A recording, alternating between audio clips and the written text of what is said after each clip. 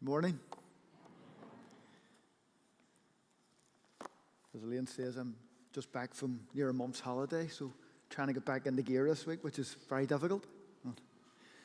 This morning we're continuing on our sermon series called Love One Another, and the title for this morning's theme is Acts of Service. And our Bible reading is taken from John chapter 13, verses 1 to 17. Before the Passover celebration, Jesus knew that his hour had come to leave this world and return to his Father. He had loved his disciples during his ministry on earth, and now he loved them to the very end.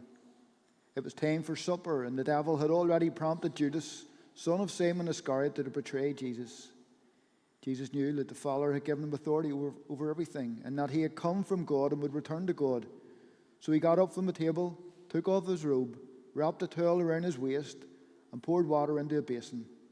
Then he began to wash the disciples' feet, drying them with the towel he had around him. When Jesus came to Simon Peter, Peter said to him, "Lord, are you going to wash my feet?" Jesus replied, "You don't understand now what I'm doing, but someday you will." "No," Peter protested, "you will never ever wash my feet." Jesus replied, "Unless I wash you, you won't belong to me." Simon Peter exclaimed, "Then wash my hands and head as well, Lord, not just my feet." Jesus replied, "A person who is bathed all over does not need to wash except for the feet, to be entirely clean. And you disciples are clean, but not all of you." For Jesus knew who would betray him. That is what he meant when he said, "Not all of you are clean." After washing their feet, he put on his robe again and sat down and asked, "Do you understand what I was doing? You call me teacher and Lord, and you are right, because that's what I am. And since I, your Lord and teacher, have washed your feet, you ought to wash each other's feet. I have given you an example to follow. Do as I have done to you. I tell you the truth. Slaves are not greater than their master, nor is the messenger more important than the one who sends a message. Now that you know these things, God will bless you for doing them." So, this is a very well-known Bible passage. Most people will have heard it many times, read it many times, and listened to it and preached to many times. In fact, it wasn't that long ago in Millfield that I preached it here, so if I repeat part of this, apologies. But the danger with this and other well-known passages is that sometimes we can start to skip over them. We can become so familiar with them that we start to lose the wonder and amazement of what is happening. Well, this morning I want you to fight the temptation of switching off and turn your focus to what Jesus is demonstrating and teaching us through this act of servanthood. The setting is in chapter 13 is Jesus' final Passover meal, or as we more commonly refer to it as the Last Supper. It's the night before Jesus' crucifixion. And the opening verses that we had told that Jesus knew that his hour had come to leave this world and return to the Father, and though his public ministry has been fulfilled, he still had some last-minute teaching to do with his disciples to prepare them for what lies ahead. So this meal has been arranged in the secret set in the upper room with nobody else in attendance. Now, in the Middle Eastern culture, normally at a meal like this, there was an invite would be sent out, and then when the day came for the meal, the guests would have a bath and then make their way to the meal. And they would walk along dusty roads in their sandals in the heat. So their feet would get dirty and sweaty. Or as we say in Northern Ireland, they were minging. So the host, after setting the table, would prepare the table, and then at the door he would put a basin and a towel. And as the guests come in, there would normally have been two servants standing at the door, and the second lowest servant would remove the sandals, and the lowest servant would have washed the feet. Not a very pleasant job. But on this occasion, there are no slaves present because Jesus has kept it private. So all the disciples had come in with their feet dirty, smelly, and seeing that there was no one there to wash their feet, they just sat down. They weren't prepared to wash their own feet, and they definitely weren't prepared to wash each other's. But this comes as no surprise to Jesus, because we read in Luke's account of the Last Supper meal that the disciples had been arguing among themselves about which one of them would be the greatest in the kingdom. After spending 3.5 years with Jesus, they are still not getting what it means to be a servant in the kingdom of God. The disciples wanted to be great, but God does not save us to be great. He saves us to be servants. So Jesus now decides to demonstrate what this looks like. Jesus, who is God in the flesh, shows them what complete humility looks like and takes on the role of the lowest servant and begins to wash their feet. I can just imagine the disciples watching him in embarrassment. And some of them maybe thinking to themselves, here, I wish I'd have thought of that. Jesus would have been so pleased with me. And what makes it even more extraordinary is that Jesus knows that within the next 24 hours, one of these 12 men, his closest friends, the ones that he loves the most, is going to betray him to the authorities. One of them's going to deny 3 times that he even knows him. And the rest of them are going to abandon him and run off and hide. Yet knowing all this, Jesus gets down on his knees and he washes their feet. In verse 3 it says, Jesus knew the Father had given him authority over everything, and yet this is a beautiful picture of how Jesus saw himself. With all the power in the universe, he never felt the need to prove it. You see, because when you know who you are, you don't have to prove who you are.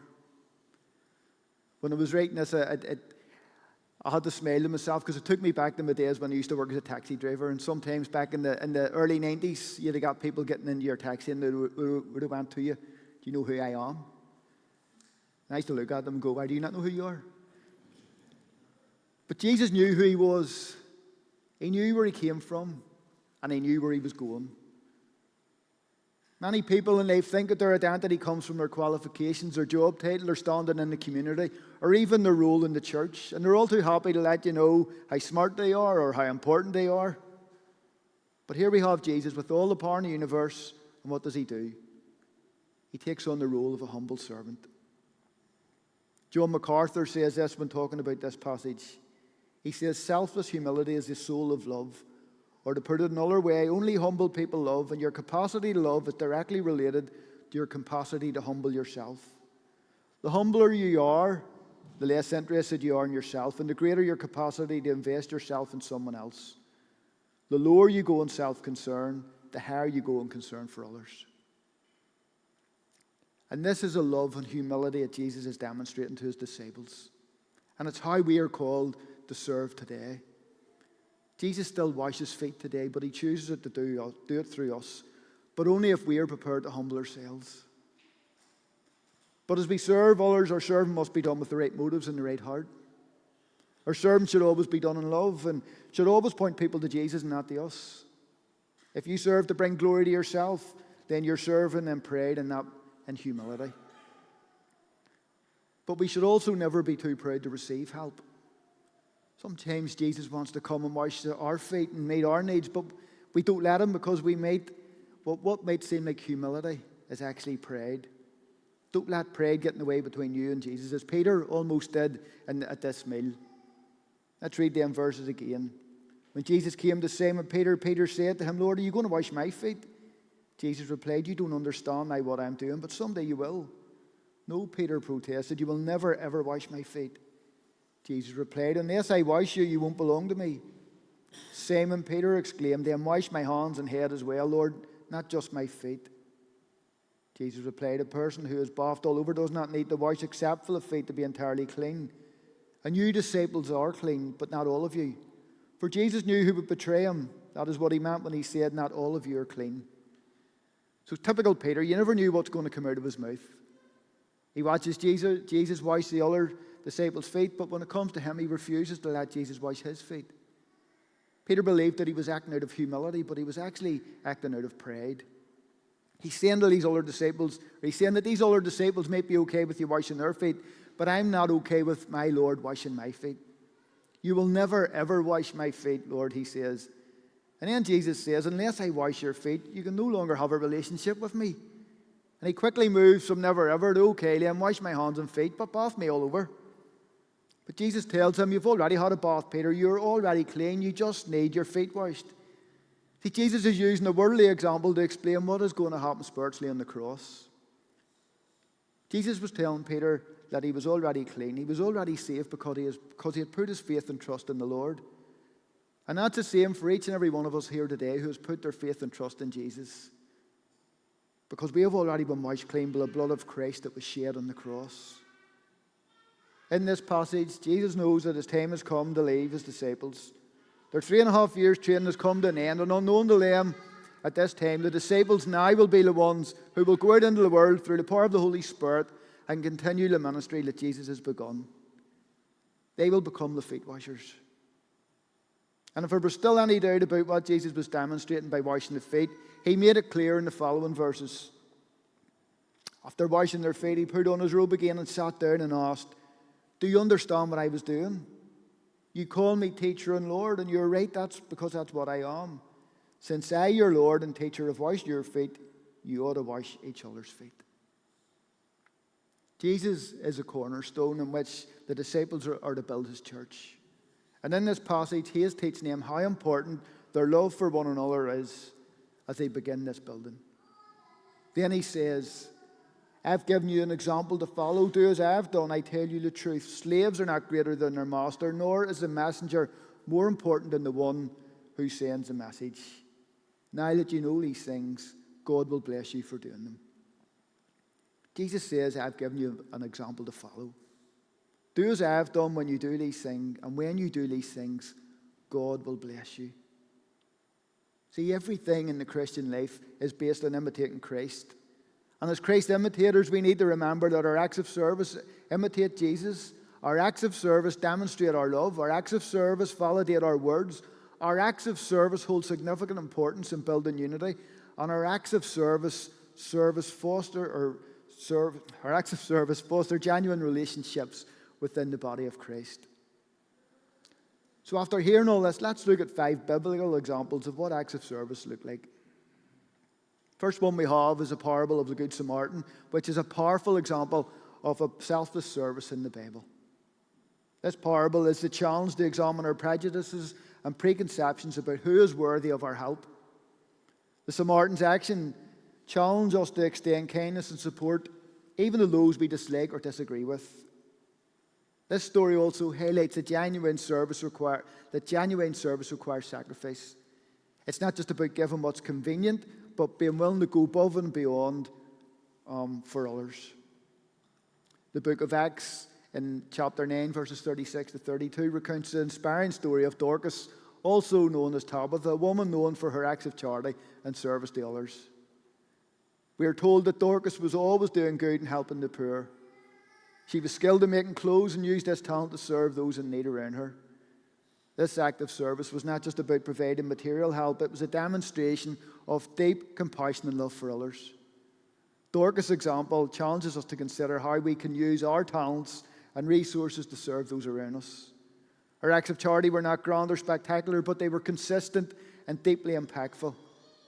And it reminds us that even small acts of kindness and service can make a significant difference in the lives of others. Dorcas teaches us that true service is rooted in love and compassion and has the power to transform communities one person at a time. In Thessalonians 2, verse 8, we read of Paul's powerful example of acts of service. Despite facing opposition and persecution, Paul displayed an unwavering commitment to serving the people of Thessalonica. He not only preached the gospel, but also worked with his own hands to support himself and not burden the Thessalonians. This selfless act exemplifies humility and sacrificial love, setting an inspirational standard for all Christians. Furthermore, Paul's ministry was characterized by deep personal investment in the lives of the Thessalonians. He didn't just share the gospel message and move on, rather he established the genuine relationships, imparting not only the gospel, but also his very life to them. Paul's example challenges us to consider how deeply we are willing to engage with those we serve, and whether our acts of service are accompanied by true love and personal sacrifice. In Mark chapter 10 or 12, verses 41 to 44, Jesus observes a crowd at the temple treasury, where many rich people are putting in large sums of money. However, it's the widow who captures his attention as she humbly gives 2 small coins, all that she has to live on. This act of generosity becomes a profound lesson for us on the value of giving from the heart and serving others with no expectation of return. What makes this account particularly impactful is not just the amount given, but rather the widow's attitude and motivation behind her gift. Despite having so little, she chooses to trust God with her provision and offers everything she has. Our act serves as a reminder that acts of service are not confined to one's resources or status, but by one's willingness to give from genuine compassion and love for others. And then we have the story of Elisha and the widow's oil in 2 Kings chapter 4, 1-7. Challenging our understanding of acts of service by showcasing how God can multiply our limited resources when we use them with a sincere intention to serve others. The narrative reveals that acts of service aren't just about giving away what we have, it's also about empowering and enabling them to utilize their potential. The story inspires us to look beyond our limitations and rely on divine intervention when serving others. Elisha's focus was not just on providing immediate relief, but on equipping the widow with a sustainably beneficial solution. It encourages us to approach acts of service with creativity, resourcefulness, and an unwavering belief of God's ability to multiply our efforts for His glory. And these are just a few examples from the Bible to hopefully give us a bigger picture of how we are called to serve and love both those in the church and those outside the church. Now, I know there will be people sitting here saying that this all sounds good in theory, but it has not been your experience of the church, or there will be people here today who in the past have been hurt and felt let down by the church. And if that's you today, I'd just like to say that I'm sorry. But, and there's always a but, and I'm not making excuses, but from my experience here in a big church like Willowfield, it's so easy to miss people. And it can be so difficult to know what's going on in people's lives, which is why it's so important to join a life group. And if the life group is run right, you will have a group of people who not only study the Bible and pray together, but who also do life together, loving and supporting each other, and reaching out and serving others through acts of service. I don't know whether they're here today this morning or not. I don't want to embarrass them, but when I first was a new Christian coming to Willowfield, me and my wife Mandy joined a life group run by James and Heller Miles, which was a mixture of new and mature Christians. All great people who supported and encouraged one another, and almost every single person in that life group ended up serving in the church in some capacity. And some of them, like myself, ended up in full-time ministry. If you want to know more about joining a life group, speak to Elaine. As well as acts of kindness and for each other, there's also bigger acts of service we can do to help build the church, which involve a wee bit more commitment. And I'm going to name a couple of them. Alpha is starting again on the 16th of September, and I've ordered 1,000 leaflets, which I want to deliver round the doors in local streets. And I need a team of people to help me. I'm aware now that most leaflets that go through people's doors go in the recycling box. And I'm also aware that most people come to Alpha because somebody invites them. So this time round, I want to knock each door individually and hopefully hand the leaflet over personally. And this will provide a great opportunity to have a chat with people and explain what Alpha is about. Now, I know the idea of this will scare the life out of most people, but the truth is that we grow the most when we're willing to step out of our comfort zones.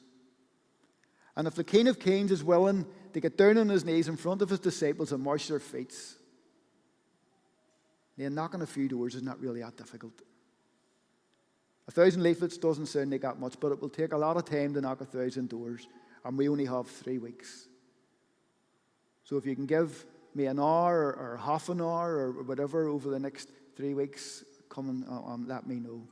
This would also be a great opportunity if you're involved in a life group for the life groups to get and be part of it as well. That's the first. And the second is that I'm wanting to start up pub outreach again. And for anyone who doesn't know what pub outreach is, I'll explain briefly. For a number of years before COVID, a small group of us used to visit 2 of the local bars, the Longfell and the Cozy, for an hour or so on a Saturday afternoon. We would meet here and pray, and then all we did was simply just go into the pub, order a drink, and just to see what happened, and see where the Lord led us. Some weeks we get into great conversations, other weeks we just sat amongst ourselves and chatted and prayed for different individuals in the bar from where we were sitting. The whole idea was to be a regular presence. And over the years, we had some great conversations in the pubs, as well as running music gigs, alpha courses, and different other things. And on a couple of occasions, we even had life groups go in on a weeknight with their Bibles and hold their life group in the pub. Now, I could go on, and there are many other opportunities to serve and volunteers, but these are only two that I have time to share this morning. But if you're interested and want more information about what I've spoken about, come and speak to me, and I'll be at the welcome desk at the back when you're going out. And that's a time when people try and get past me without making eye contact. I just want to finish with a recent demonstration of what a sacrificial act of service looks like here in Millfield. A lot of months back, Reuben, our youth leader, stood here at the front and shared how we were going to hold a Great Escape Youth Camp again this year for the first time in 5 years. But to make it happen, we desperately needed volunteers who were willing to give up a week of their holidays to be part of it. Reuben was overwhelmed by the number of people who came forward and put their names down. People who were willing to step out of their comfort zone, sacrifice a week of their holidays, and give up their time so that 25 kids, most of them from the local community, could go to the camp. And what an amazing week it turned out to be.